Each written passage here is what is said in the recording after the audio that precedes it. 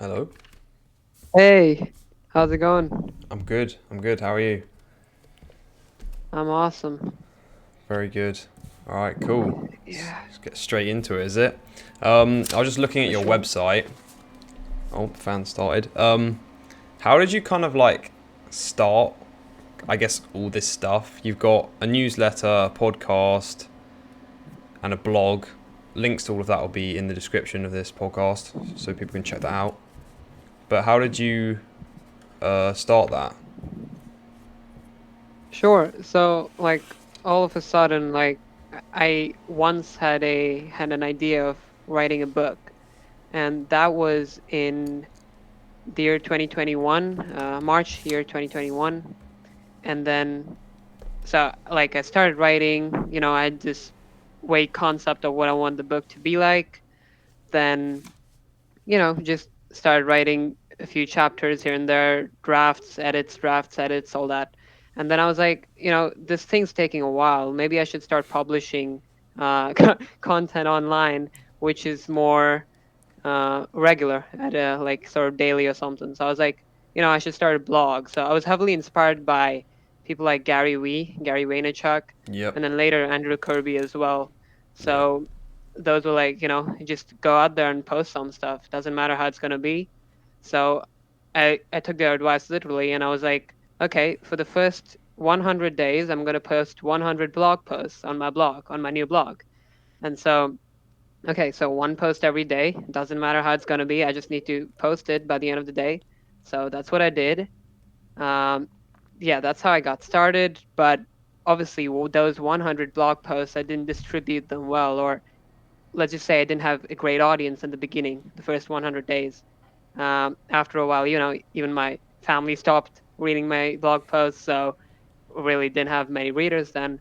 But um, when I just continued on that journey, then I started to, just connect with people individually, people who I thought might find value in what I'm writing about. And obviously, writing all those 100 blog posts did help me a lot in the beginning, where, you just, you start with the bad stuff, then you just implicitly in your mind, I think, criticize all the bad stuff, and it sort of automatically gets better and better and better every single day. Yeah. I And definitely at the start, like yeah, definitely it's more, I'd say, for the creator than the actual people consuming it, because I'm sure you will have got the most benefit, I guess, from doing those yeah. 100 than people actually reading them.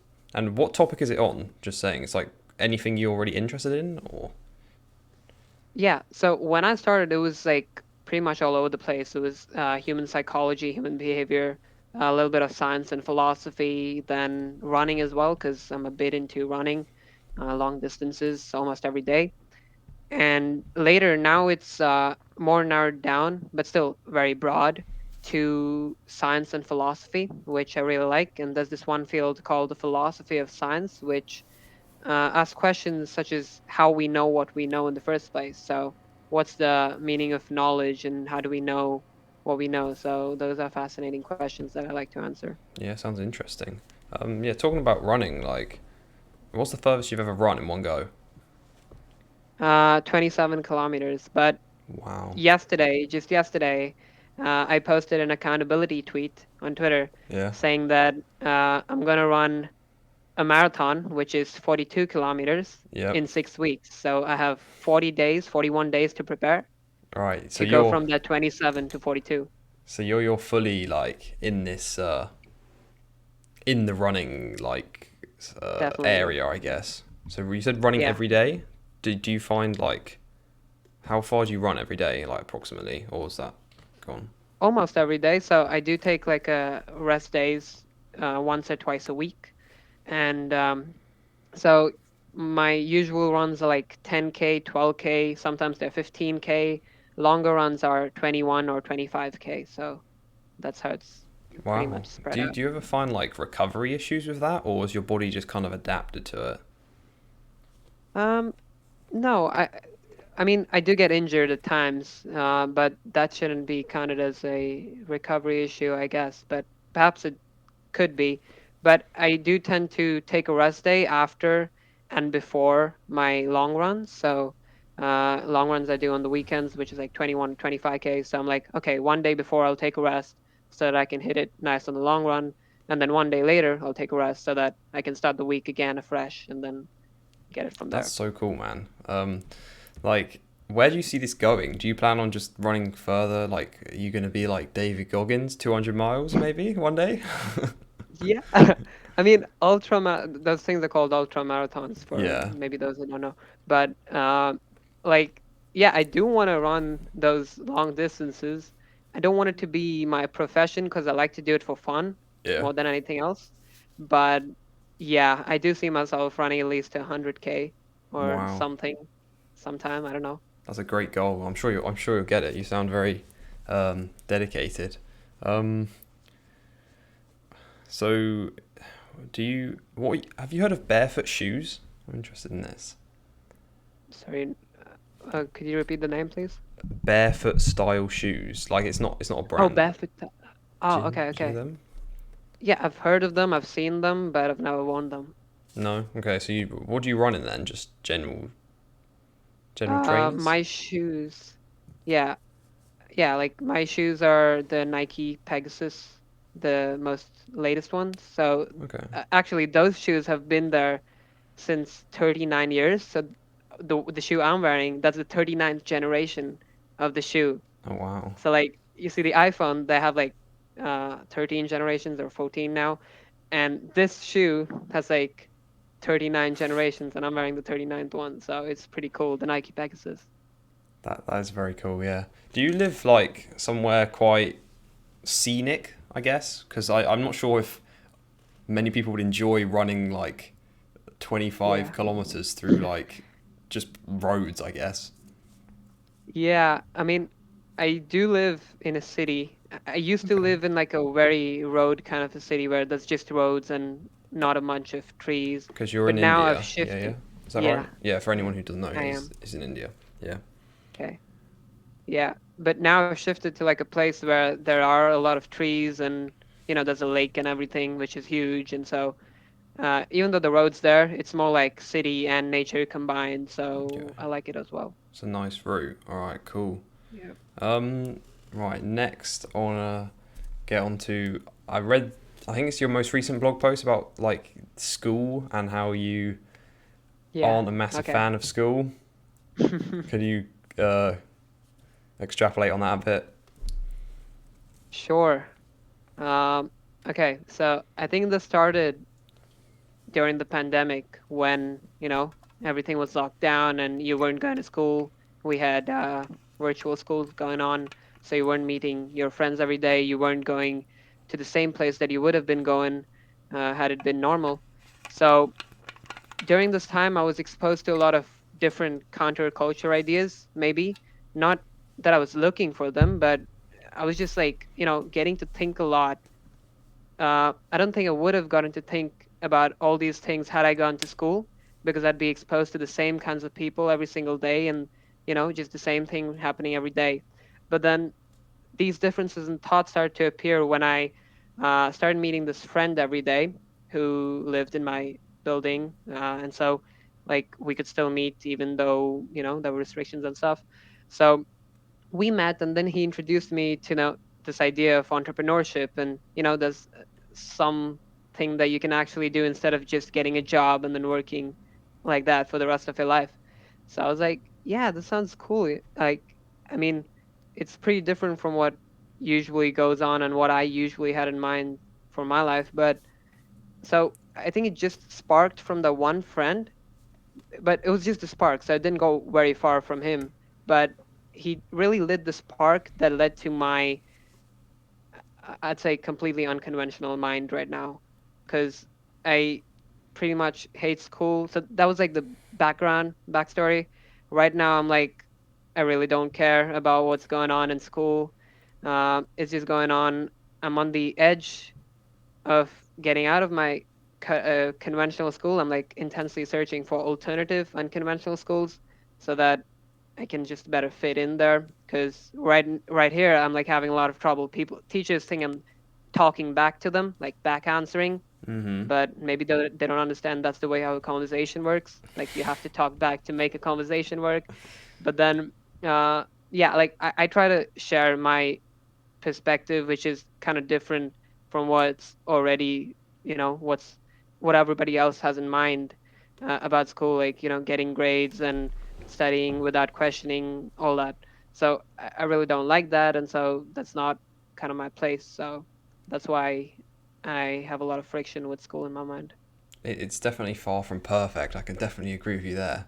Um, yeah, I think similar for me. Like when we went into the lockdowns and stuff, I also had a lot of time to think, and I said I think that has had a massive change for my life Yeah. because you do kind of take a whole step back from it, and you're like, is this actually good? Um, so wait, how old are you? I'm 16, I think the same as 16. you. Yeah, yeah, same as me. I'm nearly 17. So Yeah. when you were talking about alternatives, were you planning, do you mean leaving school or going to like a different kind of school? A very different kind of school. So it would still be a school, but yeah, not leaving school, at least till now. But if I do have a very strong reason behind my back, and by that I mean very, very strong, literally very strong, then I might be able to leave school. But that has to be a very good and strong reason. Yeah, well, you're not really like, they don't really let you. It's not really an option unless you got a good reason. Or is it you personally wouldn't feel comfortable unless you I had. would. You Yeah, would? Yeah, okay. I would. Yeah. I think, yeah, it's more on their side, my parents' side. They want me to continue with school, at least get a high school diploma. After that, I'm planning to take a gap year, at least Okay. for starters, trying to explore, some other parts of my mind. I just started doing this copywriting work, which is very fun. I'm getting to learn a lot. So yeah, just exploring different options, trying to I already have what I kind of want to do later on. I want to work on some problems so when people ask, what do you want to do when you grow up? I'm like, um, I want to work on a couple of problems, which I think would be very good if solved. So problems look like maybe a little pessimistic in nature, but I tend to see them as optimistic.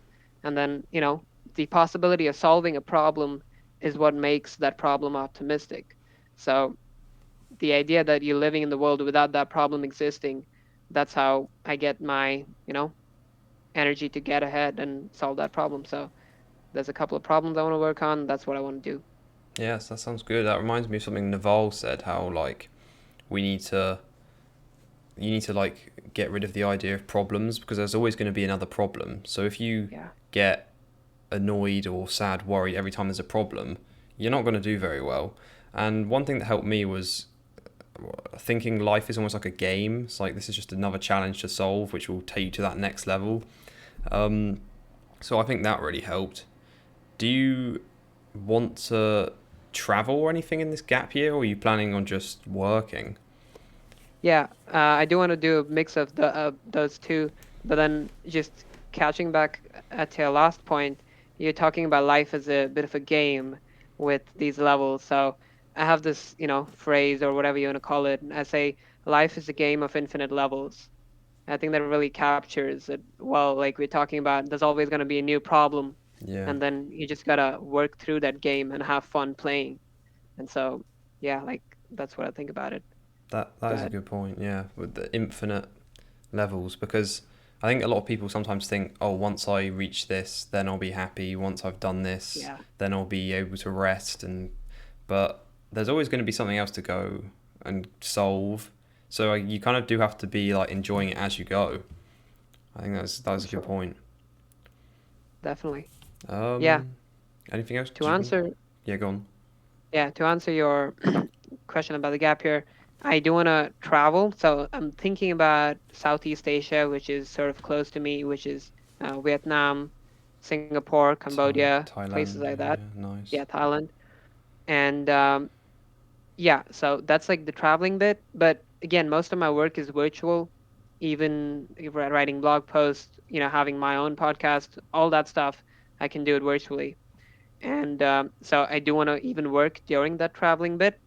Obviously, I'd be working a little less because I want to explore the cities and meet the people, different culture and whatnot. But then, yeah, so I want to do a mix of those both things. But obviously, I won't be traveling for the entire year. Maybe it's going to be 1 month, 3 months, something like that. All right, cool. Yeah, you could drop in and see Andrew in Thailand if he's there. Oh, he is? Does he live in And Thailand? Andrew Kirby lives in Thailand. Yeah, Oh, quite a lot okay. of people do because, well, from what I've heard, is like the cost of living is quite low. So Yeah. if you earn in like dollars, American dollars or like British pounds, the currency, because these currencies are way stronger than in Thailand, Thai currency, you can like live on like Yeah. 1,000 like dollars a month or something, like, and you can live Mhm. like really well. Um, so yeah, how is the blog going and like the newsletter? Is it being gone quite successful so far? It has. It definitely has come a long way since I started, which was nobody reading my blog posts even after posting every single day. But Twitter helped me a lot, which allowed me to connect with different kinds of people from across the world. I started an online community called The Unconventional Kind, which was inspired by meeting all these different people. Like I'm meeting you right now, and it's so fantastic that we're, you know, Yeah, on the other side of the, not on the other side, but pretty far. And we're having this conversation. We met yesterday on a call, and then now we're having this conversation, which is just amazing. And so yeah, I was like meeting all these people, and this was during the lockdown period as well. So I was like, what about I create this hub of these unconventional kind of people, not necessarily unconventional, but they sort of have a different opinion, or they like to keep their minds open. So a mix of those things, and then uh, that's how I created. So I built up gradually through small uh, relationships here and there, and then I think in sort of everything, even relationships compound, networking compounds. So you have like a great person that you're friends with, they can introduce you to more amazing people like them. And perhaps if there's a sort of famous person that you get a chance to be with, have a relationship with, they can introduce to even more famous people, people you admire, people um, that you like, etc. So I have been lucky to have that thing at least a couple of times. So yeah, that was really fun, and that was really fulfilling after that long time when pretty much nobody was reading my blog. So that was good.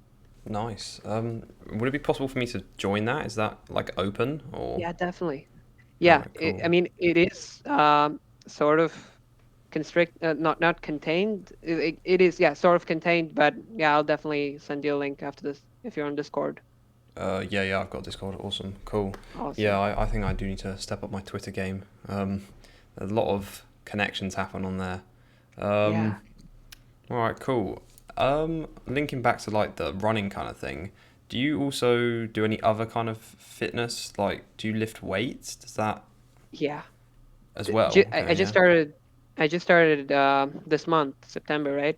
yeah, So I started hitting the gym regularly, pretty much like sort of every day. Not every day, like 3 to 5 times a week. But yeah. That's still so good. it's Yeah, like it's really hard to combine it with running. So um, for me, like running is something that I love to do. And then gym is another aspect where I see my body growing. So I have these newbie gains, yeah, yeah, you know, you know about them? yeah, yeah, yeah, Newbie gains. So you just start to work out and you have this pump all of a sudden, and it's just amazing, that feeling. yeah. And you see your body grow 5% in just a week or two of training, and it's completely insane. And so I was loving this kind of a thing, and then I have running, and I'm like, if I do both of them every day, I might have some, might be hard to just continue with it because it Yeah, might take too much definitely. of pressure on me. But I still am doing both of them. Usually on the days that I run, I don't go to the gym, but sometimes I do run and go to the gym as well. Sometimes I run on the treadmill like a 5K or something like that. But I try to still maintain that 5 days a week of running and at least 3 to 5 days of the gym as well. I don't know how I do it. Sometimes I run as well. So yeah, it's crazy. It's been going on since the time I just started. So I still need to plan on my gym schedule and running thing. That's cool. Yeah, because I was wondering about that because running, if you're running like well, I assume it's quite hard if you're running like Yeah. 20k, and that's your whole body as well. So if you're doing any, I don't know, let's say like squats, like weighted squats, that, do you know what I mean? If your whole body is fatigued Yeah. already from running, and then you do weights as well, it's just you're just going to be like sore and aching the whole time. Yeah. Um, Exactly. have you And competed in running? I have, at least in India, you don't get to do a lot of official races, at least not a marathon and a half marathon, which is 42 and 21 kilometers. That's because I'm not 18 yet. They want us to be 18 Okay. and then do all that. But I have taken part in 10K races. One recently, I won in my age category, which was very cool. That was one of my first races, official races. Nice. But yeah, I have. Okay, I was wondering, what does your diet kind of look like then? Because I assume you probably want to be eating quite a lot if you're doing a lot of running and gym. I do, yeah, but this might be surprising, but I'm on a plant-based diet, completely Okay, vegan since 2.5 years. completely vegan. All right, cool. Yeah, How so how's that been for you? Is it do you do you it's notice anything, or is it fine? yeah, no, it's fine. It's amazing actually. Like I I don't know if you've seen this documentary on Netflix. It's called The Game Changers. I've heard of that. Uh, Yeah. okay. Yeah, so it really has this idea that plant-based is, it can be something like most of the time when you say I'm vegan, the first question people ask, okay, where do you get your protein from? Right? Yep. And Yep. that's the word. Like every vegan hears that and they're like, I mean, I do get my protein. Don't you see me? Like there's many bodybuilders who are vegan. There's many runners who are vegan. So we do get our protein. Like we eat tofu, we eat all the lentils, and some many plants have some higher amount of protein as well. So for me, it's personally been very good. Like I can continue on doing all of this. Like I can do running, I can hit the gym. That's great. Yeah. Uh, but yeah, the main problem I think is like gym and running, right? It once you're losing muscle, and then the other time you're trying to build the muscles, Yes, I was going to and talk. so Yeah. Because yeah, running is, I think the word for it's catabolic. Basically means you're breaking stuff down. So it could be you're breaking down fat as well, but I guess you're hmm probably pretty lean if you run like yeah. I'm 20Ks. actually skinny. Yeah, I'm skinny. Um, okay, so yeah, I mean, I'd say I'm probably more. I do like quite a lot of meat to be honest, but I think it's good that people can. You definitely can do vegan, vegetarian successfully because people. I mean, I know Yeah. some people who've tried it and they just cannot do it, but some people do, and I think that's yeah, it's great if that's working for you. That's awesome. How many meals do you eat a day, like roughly? Um, Like three? around around three. Yeah, three. The main three. Breakfast is pretty heavy for me, like cooked and everything. So I like to have breakfast, which is heavy, and then lunch, dinner, yes, and I tend to have a mid-morning snack after the breakfast. So I don't know. It's just sometimes like just some nuts and another fruit maybe, and then before dinner again, I have a mid-evening snack, if you like.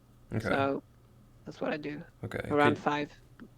Could you kind of like break down sort of, I guess your routine? Because do you run first? Like when do you run in the mornings? Gym? Like what's the daily Sure. routine? I guess.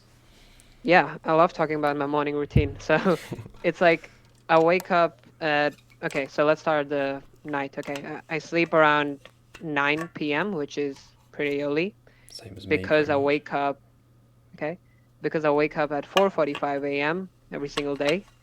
And other than the ones that I'm really tired in, so sometimes like the alarm is always on, but then sometimes I'm tired, so I switch it off and sleep back again. But it always goes off at least. Yeah.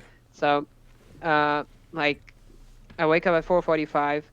First thing I do is like have water, and then I sit down with my journal. Then I just journal for like 10 minutes sometimes, either journal or meditate. So that's like the first 10, 15, 20 minutes, journal or meditate, or sometimes both. With like no Next, I distraction. do, Yeah. Yeah. You just get up and do that Next, straight away. Okay. exactly. Yeah. Next, I do 20 minutes of reading. So reading whatever book I'm currently reading. Right now, I have this fat book that I'm trying to finish, Gödel's Shabak, which is Not heard of that. yeah, yeah, pretty cool. And so that's like the other one, 20 minutes of reading. Then after those 40 minutes, meditation, journaling, reading, then I go out for my run or to the gym sometimes. So the gym usually it opens at 6 a.m. So I have to wait sometimes. So I read more maybe, but then I usually go to for a run in the mornings after I'm done reading and stuff. That takes about 1.5 hours when I'm doing a short run, 10K, because I'll walk a bit first and then cool down and all that. Yeah. And uh, yeah, so then I come home and usually have a shower, then have breakfast, and then get going with the day. All right. Cool. And then, so then you have your, Gym, yeah. When's the gym? Is that normally like after school, or does that yeah. come? So Yeah. that comes after school. I do come sort of late after school, but then around my mid-evening snack, which is like 7 p.m. around that time, or no, not 7 p.m., 6:30 p.m. That's when I go head out to the gym again. Usually it takes about 40 minutes for me. I don't spend a lot of time in the gym, but then come back home and then have dinner afterwards. Oh, okay. So you like have a bit of food before, and then gym, and then food Yeah. after. Yeah. Yeah. That sounds pretty smart. All right. Cool. Um. Where do we go from here? Right. Um. So with your like podcast, is it just you, or do you bring on other people, or Now, bring on guests and we talk about philosophy. philosophy? Okay. Any philosophy, like specifically, like Stoicism, Taoism, any, or is it Yeah. general? Uh, yeah, so it is sort of general, but like I try to encompass all of the stuff. But earlier I was talking about the philosophy of science, right, when I was introducing myself. So you might have heard about David Deutsch. Nawal has recommended a lot of him. I've heard of him, yeah. And so, yeah, his philosophy is like changed my life. That's just the way to put it. His book, The Beginning of Infinity, has completely been transformational, thinking about all this philosophy of science stuff. So some of my guests, like we talk about that.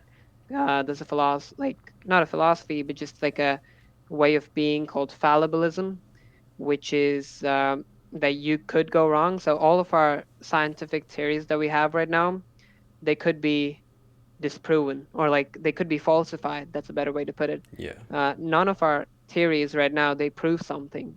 They surely explain something about the world, but they don't prove the truth. Like they can't prove anything as true, finally true.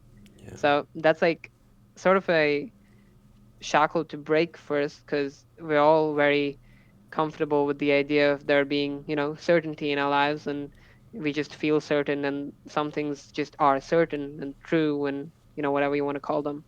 But this idea of fallibilism, it's just very deep and amazing for me. It's completely changed my life and makes sense to view the world as a fallibilist. So that's what I like about that. And so we have guests that we talk about around fallibilism. Uh, then like some other concepts are like education, taking children seriously, and all that, which I'm also interested in. So that sort of counts as philosophy. yeah. That's interesting because that to me that explains kind of that links to your you talking about you had that community of people, how you're all quite like open minded, where you Yeah. know that you're willing to accept that the stuff you believe might just be completely false. I think one Yeah. good quote that's coming to mind from Nicholas Nassim Taleb. Have you heard of him? Yeah. He said, I think it's like he doesn't like scientists who take science too seriously, Mm. because it is a good point, because when people say, oh, we've proved this, what they're saying is everything that's built upon is also true. And I did listen to, I haven't read The Beginning of Infinity, but I listened to Naval's podcast with him, and I thought that was Brett Hall. very interesting. Have you listened to it? Yeah, the both the podcasts. Brett Hall. I've had him on my podcast as well. Not Noel, the one Noel had a podcast with Brett Yeah, Hall. I think it was with David Deutsch. The one I'm talking Was about. it? No, David Deutsch was the author of Beginning of Infinity. He Oh, wasn't the okay. one on the podcast. Was he? Oh, okay. So yeah, Naval was talking to someone about that book. So yeah, Yeah, maybe I think it was him. He's been on your podcast. That's quite he cool. has. Yeah, Um, so what am I saying? Yeah, like stuff can't. You can't necessarily always prove stuff. I think you're definitely right there. Um, with back to the school system, like, would you? Well, first of all, if you had children, would you send them to a public school? definitely not. Definitely not. Yeah, homeschool them. Do you think? Homeschool or maybe like create a different kind of school. Like I don't like to call it school, but give them a real education Yeah, by creating like some sort of a thing that they go to and then they actually learn stuff instead of when you're going to school and you're just regurgitating information and putting it on a test. I know Elon Musk Yeah, he has one, started right? something like that. I don't know if he's running it anymore, but people there is something like that. But Astronova, yeah. yeah, I'm not sure. Yeah, maybe that's it. Okay. But yeah, I agree. I don't think public schools are really that good. What would you say the main problem is with them? They're too authoritarian. So, like, first of all, in most countries, you have to go to school. It's Mm-hmm. compulsory Yeah. for you to go to school, and otherwise you get in trouble with the government or something like that. And so you go to school, and it's the same in school, right? They tell you what to do. Like, I don't know how it's like in other places. Sometimes you don't have to wear a uniform, but in most schools, at least in all schools in India, you do have to wear a uniform. Yeah. All conventional schools, Same in and the UK. so okay, so yeah, like you have to sit on a desk, you have to listen to what the teacher says.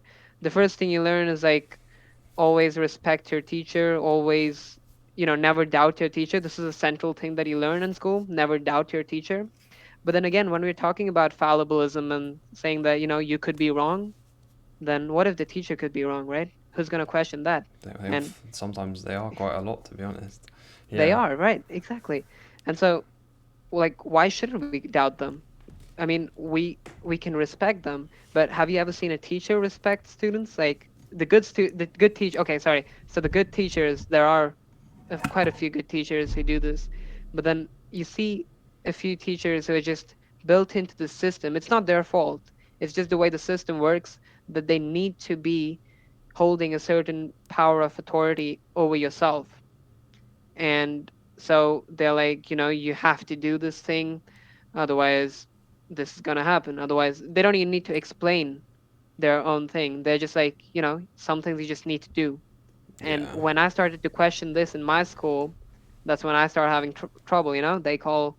They're like telling me, stop back answering, stop talking back, otherwise we'll call your parents. And sometimes they do actually call my parents, which I really, again, it's fine. But uh, yeah, so main problem is like it's very authoritarian, and that lies at the heart of it. So if we are to change school, we're literally to change it completely. So there would be no school maybe if the way I'm looking at it. So yeah. Yeah. Do your parents mind? Like, if they get a call and they say, like, oh, Arjun's been, like, talking back, are they just like, well, okay, yeah, sure, whatever? Or do they get annoyed with you? Uh, so right now it's like they started to get a little less annoyed because I guess they're just starting to accept it all. But um, it's like earlier when I was developing these different ideas, they were like, raising a eyebrow like very high, and they were like, what's happening to you, man? You can't be doing all this." So yeah, at that stage, but then later as I started to develop these own ideas inside my head and I started to explain it to them, it took a while. It did take a long while, but right now they start to understand the rationale behind some of my ideas. Like you're understanding here right now, you also relate to it, obviously, because you go to Yeah. school and whatnot. But yeah, they start to think about this, and they're just, just finish it like 2 years. But I'm like, I can't finish it, right?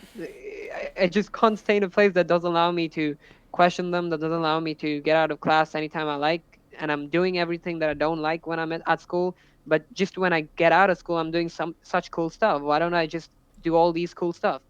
But they're like, we want you to have this thing and that thing. I'm like, okay, but the search is still on for that alternative school. So yeah, but Okay. Yeah. that's kind of the thing. Okay. Yeah. That makes sense. I definitely agree. Like it can be, or it is very like quite constraining. There's not that much opportunity to like explore, but Yeah, there are definitely some great teachers out there. I have had some great teachers where you will ask them and then they will actually explain it. But that is one thing I really don't like is when when I'd say it's normally a less experienced teacher. Actually, no, that's not true. Either what you normally have is experienced teachers who think they're like amazing because they've been there for ages, or newer teachers who are like entitled, I guess. They think they deserve respect just because they're a teacher. And it's the answer where it's like, well, why are we doing this? It's like, well, because I said. It's like, yeah, I hate when people say that. It's like, that is such a ridiculous reason. It's like, why wouldn't you just tell me? I'm not going to, if you told me and I gave a good answer, then I probably would actually do it. But it's just like, yeah, because we do it. We've always, or another one, because we've always done it that way. It's like, that's yeah, not a reason to continue doing it. yeah. Definitely. Those are things that David Deutsch calls in his book, The Beginning of Infinity, as bad explanations. Like, they're possibly the worst explanations you can give because I said so and because it's always been that way. Those are like, that's very, very bad. And they tend to impose, again, restrictions on criticisms. So when someone says, because I said so, and then obviously a dumb child, maybe not dumb, like he's smart, but he could ask, okay, why? Even beyond why. Okay, so Mm. it's like, why are we doing this? The teacher says because I said so. And then the child still asks, okay, why? But then obviously most people won't question the because I said so part, or because it's always been there, been like that part. They just, take it, they accept it, they move on. But that's the worst explanation. That's not even grounded in reason. There isn't, perhaps even the teacher doesn't know the real reason behind that. She was just saying because I said so, because it's always been that way, Yeah, right? I think often, yeah, because I feel maybe they don't have anything. Because Yeah, if they actually had a reason, they'd probably say it. It's like, because I said so. You're just doing it. I think yeah, it kind of almost saves them from having to think about what yeah. their actions are. They just, I guess it's just kind of an easy way out. It is. Yeah, definitely is. Um, right. Where do we go now? Is there anything you Yeah, want I to want ask? to ask. Go on. Yeah, I do wanna. You started with, the gym.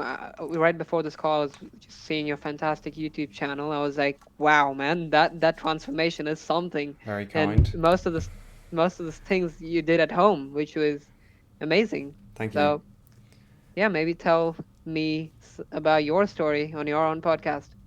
Yeah, sure. I think if anyone's been listening to the last few episodes, they've probably heard this a few times. Oh, okay. But it's fine. It's fine. So I'd say yeah, similar to you. During the lockdowns and stuff, I had a lot of time to think. I like went on walks every day in like nature and stuff, and it was a lot of time to think. I was also getting into self improvement more. Oh, okay, Mm. we'll go further back actually. So how many years ago? Like 3 years ago or something. I wasn't. I guess I was procrastinating, like video games and all that like average stuff that people do. So yeah, I wasn't really doing much. Then I think I saw people on Instagram who were like, I think it was adverts, those like fake gurus or like people Mm-hmm. who were like, oh yes, buy my course and I'll teach you to be rich and stuff. Yeah, yeah, Anyway, yeah. I mean, I didn't remember exactly who it was, but people like that, and I thought, oh, that looks cool. I mean, because I wasn't really sure what I wanted to do. People always ask me like, what do you want to do when you grow up? I don't know. Then one day I was coming across like these adverts, and I thought, well, that looks cool. I think I might just try and be rich. And then I got more into like finance and like investing. Started reading like Rich Dad Poor Dad. Have you heard of that book? Definitely, yeah. Yeah. I've read it. One of the first books I read as well completely changed my mindset. I don't want Yes, to be, I don't want to have that employee mindset, so that's just already set in my mind. But yeah, exactly the same as me. Yeah, that was a big one for me. So then I guess I kind of got into the self improvement kind of through that side of like wanting to get more money, and then I found channels like Andrew Kirby. I started an Instagram page to teach people about like finance and investing. So like people my age, I could see like because they don't. That's another thing actually with schools. They don't teach yeah, pretty much anything about money. So I thought, well, I know this stuff. I think I can help out some people around me because this was after my views had just been like completely changed from like reading books, watching videos and stuff. So I was like, wow, these guys really like their mindset is really literally not. It wasn't looking good. Basically, I was thinking like they're just gonna keep studying, study, go to university, get kind of stuck in a job, debt, all this stuff, and just work until and hopefully retire at like 70 or something. So yeah, I wanted to help people out with that. Grew that for about a year or so, I'd say. About like 1,300 followers, so it was alright. wow. Then I was getting more into fitness, and I want to do something more with that. So then I started a fitness YouTube channel, and I've basically been focusing on that more recently. I've basically stopped Instagram, the finance one. I might start that again one day, pick it back up. But then also just started a podcast to, well, meet other like-minded people like yourself, um, and yeah, all this time while watching like Andrew Kirby, people like that. And that's why I joined the synthesizer school, which has been Mm. great so far. So yeah, that's pretty much it, I think. Yeah, I mean, I can definitely see overlaps when you talk about the kind of content you consumed. Like it started with that advert thing, but then, uh, you started seeing more of these people that you perhaps wanted to be like. They're sharing all these different ideas, and it's completely novel to you when you first look at it. After a while, it gets kind of normal, Yeah, but earlier it's entirely new. And when you're seeing this, it's just some most of the videos just blow your mind, right? Uh, like even Rich Dad Poor Dad, that was a phenomenal book. And so yeah, like when you talk about the lockdown aspect, I've talked to a few now quite a few people who've just had the similar experience around lockdown where they've just gotten to think a lot and their views have sort of completely shifted. Maybe not completely, but for many, it's like been a complete game changer yeah. during lockdown. But again, the common conception that you see around is like most people just were at home, they watched Netflix, and the years went by. Mm, But for me, they were the most productive 2 years of my life, I'd which agree. was, Yeah, I'd say yeah, it actually changed my life. Yeah, I'm not sure what would have happened if it weren't for that. Because I saw on your yeah, blog you said it was like a blessing in disguise for you yeah, anyway. And I think I do agree with that. I have thought about this quite a bit about how it's been a very dramatic change from where I was to where I am now. And I think that is the catalyst which kind of kicked it all off. yeah. What do you think is the reason behind it? Because like my view is that I wasn't exposed to the same people every single day. I had different content I was consuming, different, I wasn't meeting a lot of people. There was just the people in my house and that one friend that I talked about who shared these different ideas. But uh, yeah, that's my thing. Like, I wasn't getting exposed to the same kinds of routine that I usually would have. So that like ignited this change. I I'm think, curious if you think. yeah, I think it's definitely to do with the shock and the difference because Yeah, I read that recently. It was how even just going to a new place, even if it's not that far away from you, can like people have like a break or like a they're still working. Let's say they just go and work somewhere else, if that makes sense. Like they go on like a trip but go and work. And it makes you kind of reassess your habits because your environment's changed. I think that's definitely to do with it is you're not in the routine anymore, so you kind of are yeah, almost drawn back and you kind of more conscious of everything you're doing. And then I agree with what you said with you don't have the same ideas around you because well humans are quite social animals and we're worried about like, oh, don't do anything too different because otherwise people won't like you. And then that thinking comes from, I'm pretty sure, like ages ago, cavemans, like, don't get kicked out of the tribe because if you get kicked out of the tribe, then you're going to die. But now Yeah. that's not really a problem. You can do all right by yourself, or you can just find other people. Um, but yeah, I think because there's not that social pressure to be the same.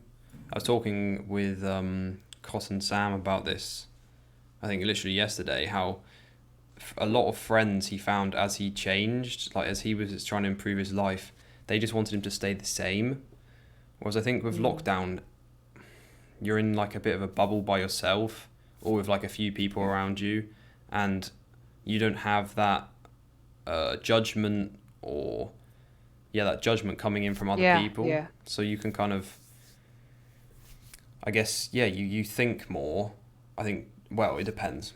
I think I was already kind of getting into it, like self improvement and stuff. So I think if you're already meditating and like exercising, you'll have those moments of like more clarity. Whereas if you just, Yes. like you said, people just like sit and basically numb their brain with Netflix all day, obviously they're not going to get anywhere. But I think it's the time out and the time to just reflect, because the people who are watching Netflix, they've substituted the noise from like people around them and their daily routine with noise Mm. from cheap entertainment. Whereas if Yeah.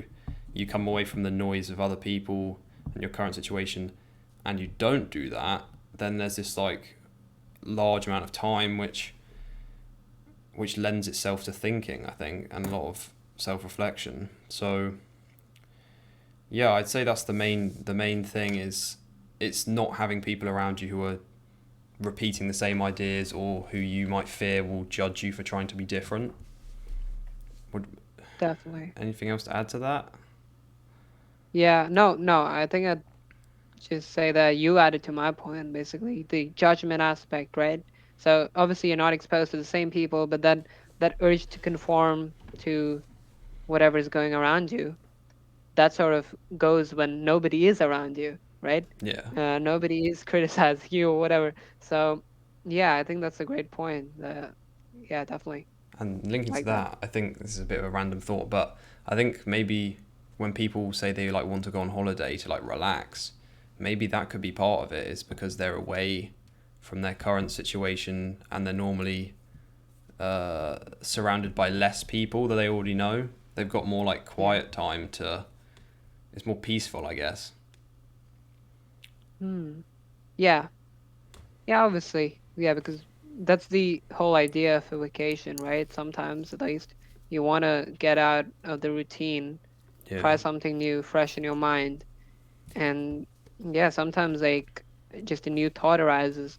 We we tend to get like pretty locked up into whatever our mindset is. Like earlier, the kind of mindset we had, we might be holding it for a long time. And even in the moment, the one we're currently holding, our worldview, that is just completely fixed to the world around us, right? It's just fantastic that there's so much of diversity in thinking, even though the world is just one thing. So many people see two different things out of a single thing, and that's like when you think about it, really, it's fantastic because that's just blows my mind that one thing, one objective thing, can have these infinite, no, maybe not infinite, but like 7 billion different kinds of subjective thoughts, experiences, emotions, whatever you call it. And that's just brilliant, right? We have this view that is fixed about the world. It obviously changes with new information coming in, going out, all that. But then usually when we stick to this routine thing, it is there inside our minds until something happens, until like there's a sort of friction, a contradiction, which makes you change your mind, like a new idea. You criticize it against the entire thing that's already in your mind. So, and then you adopt that idea. So, yeah, I just think this concept is entirely fascinating. Yeah, it does. You explain it really well. I think you have got to be careful though because it can definitely cause problems with like because people are so set on what they believe that, like, yeah, like people, what they see, they believe as reality. Even though, say, the world is this one way, and then there's two people looking at it and they see it in different ways, and they all like, I guess you see it in politics, you see it in a lot of things. People argue like a lot when Mhm. the objective thing is the same. Wait, no, hang on. Subjective thing is the same, Yeah. but they're giving their opinions, and it can get No, pretty. it's the objective. Subjective things is the experiences in our minds. I think you're talking about the objective. Yeah, See the I'm object, right? I'm Yeah. getting confused. No, no Yeah, yeah. problem. Um, Yeah. yeah, so they're giving their opinions on it, even though it's just Yeah. one thing, and it is interesting. It is very interesting because, like you said, people can see it in very different ways. But you have, I think that's why it's very important to have like an open mind, because that's one thing I thought of fairly recently is you don't, even if like let's say, um, right, it was something along the lines of like, don't be too, be open minded to like conspiracy theories, because you might be in some form of like matrix, but you're just scared to Yeah. wake up because you think you're going to get judged. Now, I'm not saying like I think the earth is flat and stuff, but like I think a lot of people sometimes dislike an idea just because other people dislike it, Yeah. instead Yep. of like critically analyzing it. Or maybe sometimes because they dislike the person from whom the idea is flowing from, right?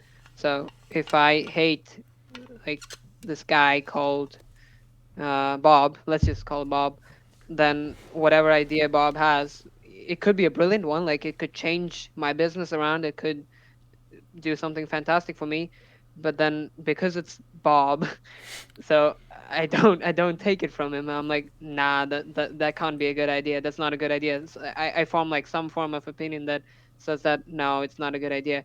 But then again, like when we're discussing all of this, we again come to the view of uh, accepting that we all might be wrong, and we all are sort of infinitely wrong. Like there's nothing we can prove for certain, nothing we can prove true. And yeah, being open to conspiracy theories, sure, but then whatever you want to like, And just I just mean take into generally it. as well, like just Yeah, generally open minded. It doesn't have to be like yeah, generally the open. Yeah, wackiest exactly. thing, but yeah, yeah. But yeah, like just take into account what a good explanation is, right? Because you don't want to be taking all that, okay, because I said so thing, and then forming it into your worldview as like something you have to do and something that's true. So people might tell you this is true because I said so, or because it's always been that way, because it's always done that way. So this is the best way. But then if there isn't an explanation underlying that thing, then don't really take it as a serious thing. Just take it as any other opinion. Yeah. But if like there is an underlying objective explanation about a certain thing, then you take it seriously. Those are like our physical biological theories about the world, right? Darwin's evolution, why is it good? Because it's a good explanation. Like why does it works? Like when you think about it, all the like the evidence, the explanation, it entirely fits into what actually happens in the world. It's not like, okay, Darwin said it, so that's why we take it as true. Yeah. So that's not how science works. That's not how explanations about the world work. So you take into account the good ones, you reject the bad ones. That's how you progress.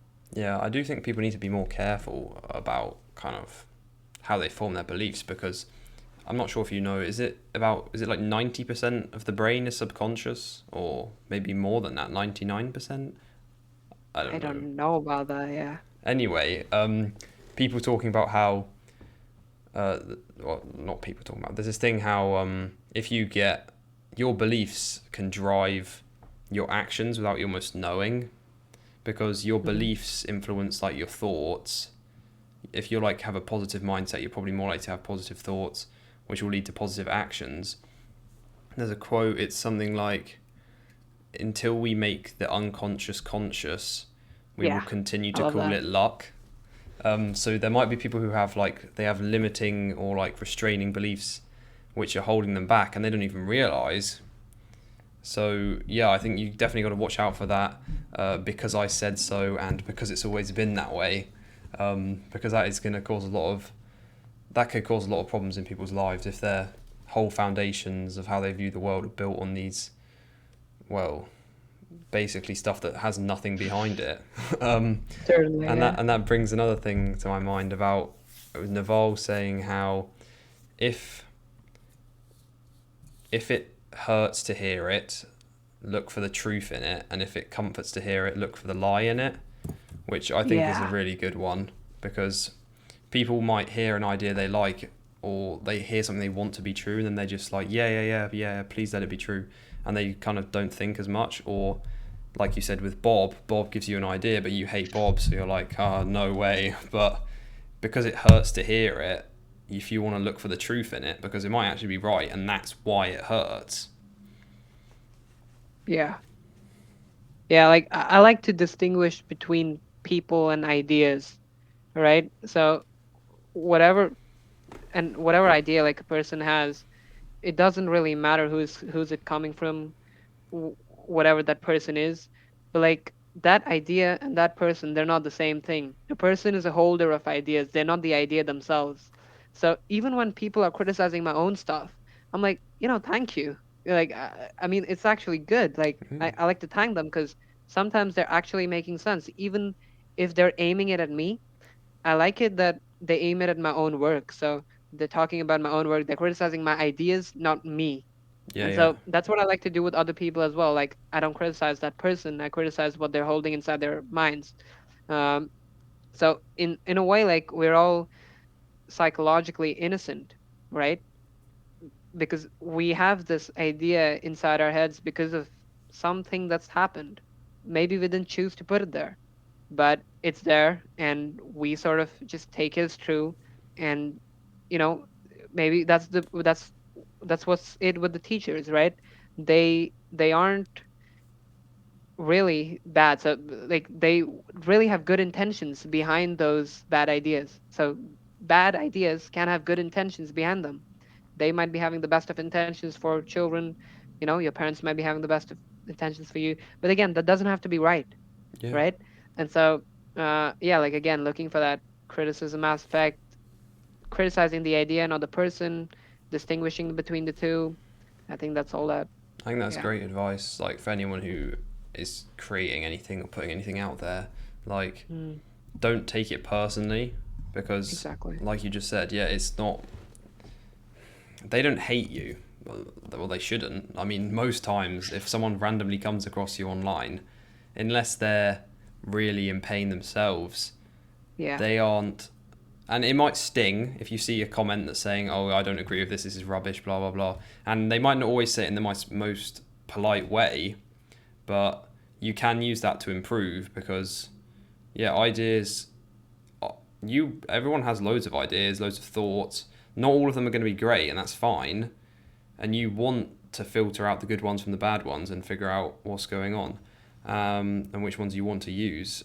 And I do agree with that as well, that people are people do have good intentions. Like your parents, I would hope for most people that they want the best for you.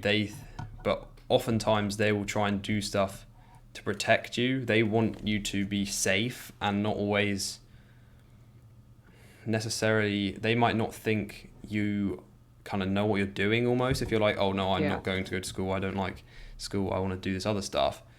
They that is one thing with parents you've got to be careful with, because they do love you and they do want you to do well, but they also want you to be safe, and they might think going to university, going in like an average job is going to be safer for you, and it probably will.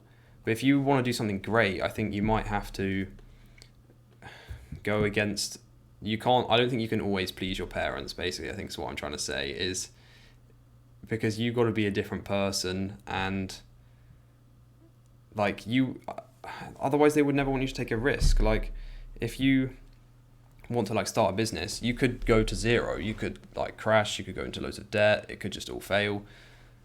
But if it goes right, then it will be incredible, and if that's what you want to do, I think you definitely go for it. So if anyone's listening, like, I think you should listen to your parents, hear what they have to say, and look at both sides. But they're not always going to be right, because also, like we were talking about, what are their ideas built on? Because a lot of their ideas might be built on stuff that worked when they were younger. Like, they might think going to university was a great idea in like the 1980s, 1990s, but maybe today not so much. So you've got to be critical thinker. I think that's probably the key takeaway from this. And For one sure, more thing. yeah, definitely. Can you explain the that David Deutsch laid out in his book? What is a good explanation? So isn't it something that can be falsified, and it has to be like clear?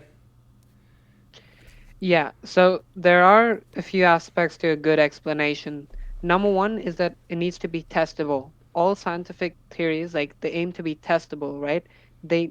So you can't just say something that can't be tested. You might say, okay, a ghost exists, but you can never see it, right? Yeah, You say you that, never know. but then, yeah, you never know. That's not testable. So we don't engage in things that aren't testable. That's one aspect of a good explanation.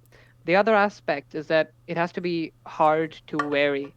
So you it just can't be like you're talking about something that's pretty vague, like, okay, you can't be approximate in your explanation. You need to have a certain form of aptness and like which needs to neatly fit and be hard to vary. Can I just So add something in here? I've just remembered the example that Naval gave, and it was something like people were saying you have to eat like 1 kilogram of carrots to yeah. like cure a cold or something like that. And then what Hmm. you can't do is just they eat 1 kilogram of carrots, they don't cure their cold, and say, oh, I think actually it might be 2 kilograms. It's like Yeah. you need to have a set hypothesis that can be tested, and it has to be clear to be able And to again, see yeah. whether it's true or not. Yeah, go on, continue. Exactly. And again, that one carrot thing that needs to have an explanation underlying it, right? Like, yeah, you eat 1 carrot, and then you're like, nothing happened. Okay, so the doctor's like, okay, eat 2 carrots, eat another one. So again, you could continue doing that. That would be that would still be a bad explanation, right? That's not a good explanation because that's not hard to vary.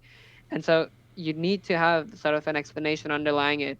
And Because I yeah, I said think so. saying because I was just gonna say that. Yeah, like because I said so. I think that's the worst thing somebody could ever say Eat to another someone. carrot because I said so. Yeah, I'm the doctor, right? I have credentials, quote unquote. Yeah, that's okay. Yeah. Um, But I'll definitely recommend everyone like interested to read The Beginning of Infinity because it's really a fantastic book. It's completely changed my perspective on a lot of things. And obviously check out the Nawal podcast as well. He's like distilled that book pretty nicely because the example you gave, you caught on my point right on, right? I was talking about hard to vary and you had this example pop up right it inside your came head. back, yeah, because I had heard Yeah, of so it, Nawal, but I think okay. Naval is one of the, I think he's one of the great thinkers of our time. I do Hmm. really like him because he's he focused on wealth, and then he focused on happiness. Where I feel a lot of guys, they focus on wealth and then they can't stop. More money, Yeah. more money, more money. And he says, if I'm at the point where I'm donating hospitals, I've overshot, I've gone too far, which I think is really good. Um, I think we'll wrap it up there if that's all right. Where Yeah. can people find you? Twitter at Arjun Khemani and my blog arjunkemani.com, which I think you can link down Yeah, below. I'll put all the links. So on that blog, you also have a link to a podcast. Is that on like Yeah. Spotify Oh, and stuff? yeah. They're pretty much where everyone gets their podcasts: Spotify, Apple Podcasts, All right, YouTube. nice. What's that called? That's just the Arjun Khemani podcast. So my name podcast. All right, nice. And then you've also got a newsletter. Is that right? That people can sign up for. Ah, yeah, I have. That's on That's the website as well, right? yeah, that's on website. Yeah, but you can add a Substack link to it because they get directed to Substack from my website. Okay. So yeah, All right. I think that's it. It's good to talk to you, sure. man. Thanks for It coming was on. amazing. Yeah. Yeah. Thanks for having me. It was a great chat. And ping me that link, yeah, for the group or whatever. Or yeah. Yeah, definitely. I will. Yeah. Yeah. Yeah. All right, Right cool. now. Thank you. Goodbye. Okay. Bye bye. Have a good day.